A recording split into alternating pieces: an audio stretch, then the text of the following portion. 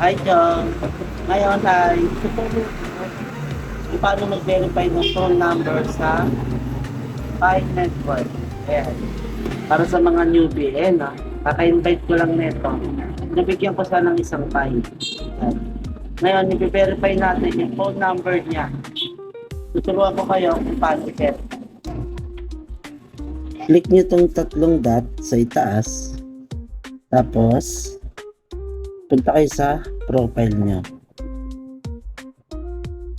Yan. Ayan na. Paano i-verify?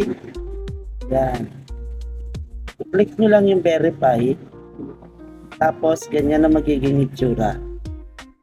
Sa phone number ang piliin nyo. Huwag yung email. Ito. Tapos, itong USA ay piliin nyo ay Australia. Tapos, start. Preferred to send SMS, open SMS. Take note mga tiyong dapat meron kayong regular load sa SIM card nyo. At least 20 pesos. Automatic yan, nandiyan na yung code. Tapos ito yung number na pagsisendan. So, send nyo lang yan. Take note dapat meron kayong regular load. Oops, mali pala. Ibayin lang natin yung Yan.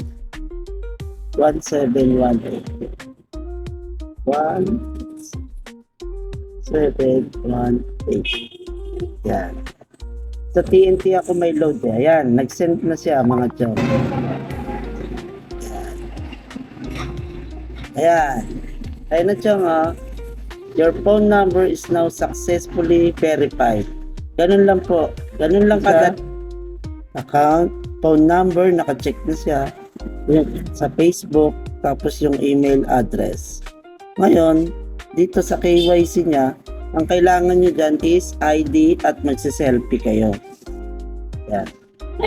Lagi nyo lang i-check yan kasi si Pi Network na mismo magsasabi kung available na kayo sa KYC. Pero importante, ito ang pinaka-importante, ang ma-fully verified kayo sa KYC. So, paano mga chong? Hanggang dito na lang muna. Doon lang tayo sa phone verification ng Pi. So, keep mining at meron na siyang value sa CoinGecko sa mga trading. Search nyo na lang sa Google kung magkano yung Picoin, yung value na. So, hanggang dito na lang mga chong. Ingatan lahat at keep mining and tiyaga lang. Tiis lang. Magbubunga rin yan.